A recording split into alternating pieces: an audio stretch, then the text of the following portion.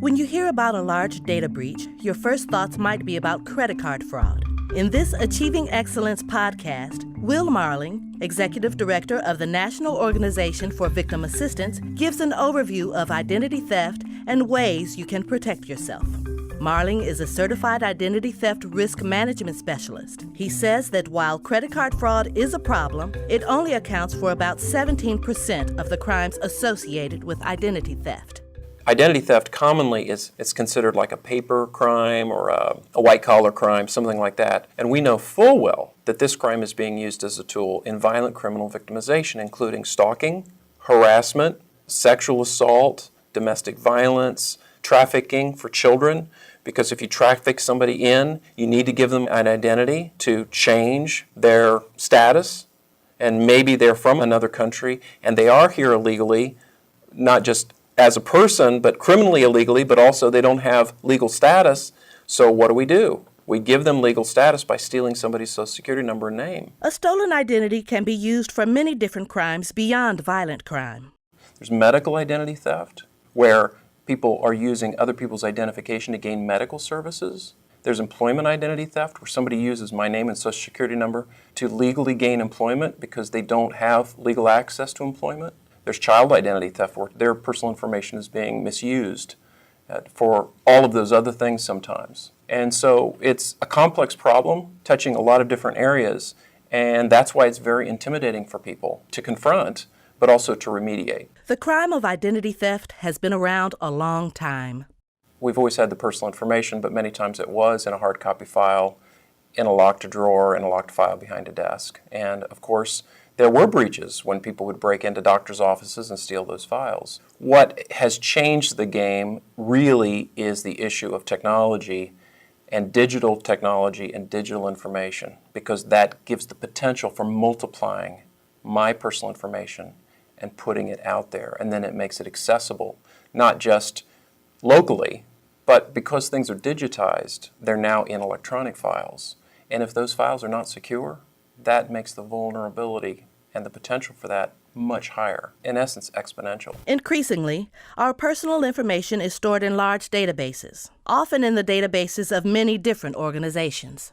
It's academic institutions, medical-related, healthcare-related fields. So many people have their hands on our personal information. The question is, are they taking care of it? And there's good indication that they're not. That it's being lost or stolen, and we have no control of that, and then it's breached. There were 550 declared major data breaches in 2011, which means that those are the ones we know about. In other words, a company or an entity or an organization that lost information either through a hack or just some form of negligence. Even with the known data breaches, we know that amounts to hundreds of millions of records of people's personal information. At this point, there is no consistent way to handle communication about breaches or consistent steps for remediation. There are laws, but they're inconsistent. They can vary from state to state, and there's really not a consistent data breach standard in the country to tell us, what we should do about it, how we should tell people. There's really not a direction for remediation because of the nature of the problem. And so that needs to change, because we need to give people options about what to do to remediate or to minimize the threat. And a good percentage of people who receive a data breach notice actually become victims. The model standards include program guidelines for securing and maintaining client data. The standards also address procedures for notice to the client if data is stolen or lost. Each person, from elderly to infants, is vulnerable to identity theft. Targets for identity theft revolve around the value of the information, how it can be used, and the vulnerability of the person being targeted. For instance, the older generations can be targeted. There's no question about that.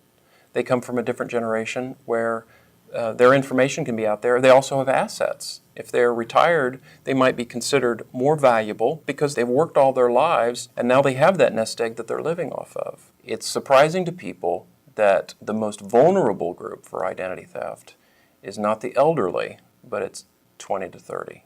That's the group most victimized by identity theft. Because those people are the most connected today electronically, and they have probably the least amount of awareness about what their personal information means. In other words, they're posting a lot of information on their Facebook site or their social networking site. And so about 30% of people posting on a social networking site post their name, their address, their date of birth, including the year. And with just your name and your date of birth, there's a lot of damage I can do to you, actually, just with those two pieces. The value of what can be stolen and the vulnerability of the person combine to make military personnel common victims of identity theft. They are vulnerable while on deployment. Those folks deployed are gone for a period of months or years on deployment. That gives perpetrators an opportunity to access their information while they're away that nobody's going to be checking on unless it's an informed spouse or significant other or loved one or friend. And that means that many times the soldiers are being victimized in identity theft while they're on deployment, and they don't even find out about it until they return.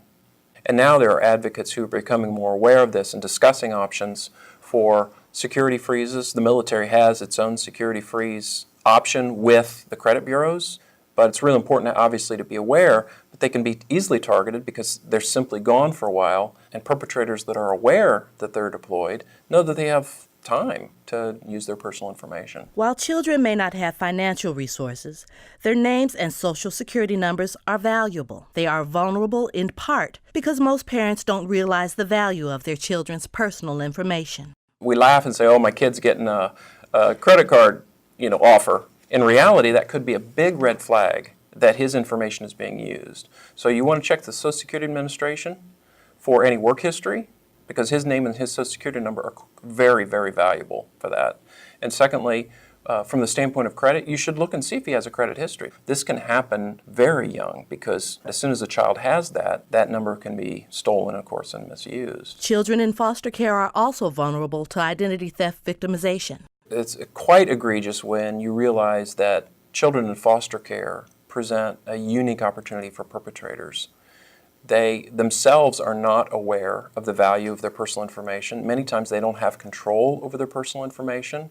That information is in the hands of caregivers, foster parents, and it could happen with anybody who gets access to their personal information and realizes that that child really doesn't have anybody looking after that aspect of who they are.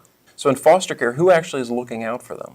And that's a big part of the problem, because it could be anybody who has access to that personal information and uses it for a variety of reasons, and then creates a context where a foster child has a lifetime of challenges trying to remediate debts that are created, crimes that are committed in their name, and they could end up dealing with this for a lifetime, literally for a lifetime. These foster youth discover the theft of their identities as they are exiting or aging out of the foster care system. And so now they have access to their information, and they start getting calls from creditors looking for payment. Or they have a traffic stop, and they're pulled over, and they discover that there's a warrant out for their arrest for a crime committed in their name. The discovery could happen earlier by an attentive caregiver or foster parent who notices inconsistencies or realizes that there's a problem with the records that are being kept. And so it's another awareness issue for those of us who care about kids in this system to be paying attention to whatever symptoms might present themselves, just like any identity theft victim. A red flag that should warn you of a problem is anything unique or unusual on a statement. A missing statement can also indicate a problem. The first place the breach occurs for an individual is commonly a change of address, because what perpetrators want to do is redirect your mail to them. They get the statement, and so that prevents you from knowing what's transpiring. You don't know where the statement went. And then, of course, they can commit crimes of identity theft and fraud in your name, and it takes a while for you to even find out, and you don't even know where they redirected it to. Anything out of the ordinary, many times it's very subtle, and commonly it's the victim who has to take notice. So it's truly paying attention to your own patterns, your own statements, and even the subtle things sometimes are indicators. For a child, anything that indicates that they're involved in some, adult level activity, like having a job or owning a credit card or having some account that they really shouldn't have at their age, I mean, a child at 11 should not have a work history. And so that's an indicator that somebody could be using their Social Security number, for instance, to gain employment or to take out a loan in their name. Prevention and remediation, Marling says, begin with awareness. Awareness is crucial here because once you begin to realize how valuable your information is, you begin to make different choices. You just simply make different choices about who you give your information to, and even in giving it, asking questions. Why do you need it? What are you going to do with it? How are you going to protect it? And when you're done with it, how are you going to destroy it? Those are very fair questions. Well, do you really need to have this information? Marling also cautions against keeping files on your computer with names that identify them as having personal information. Files with names such as tax return or passwords. Anything connected to a network really is accessible. So it's just really taking that extra step. If you have to have that file on that computer, I just suggest you rename it at the very least.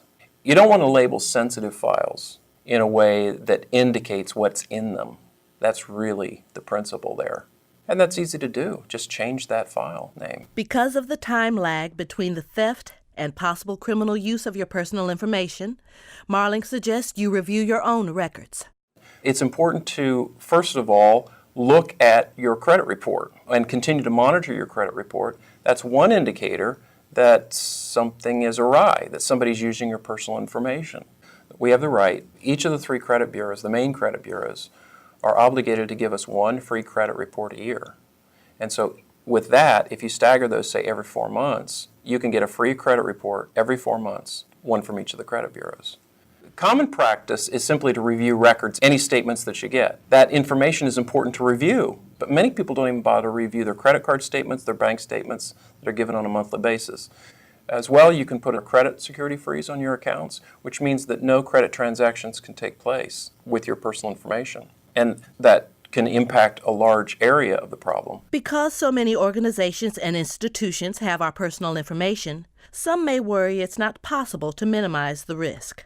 So the temptation is to say, well, if everybody's losing my information, why bother? Why should I even, bother to do this? And what's important to recognize is that if you're victimized, it commonly becomes more complex.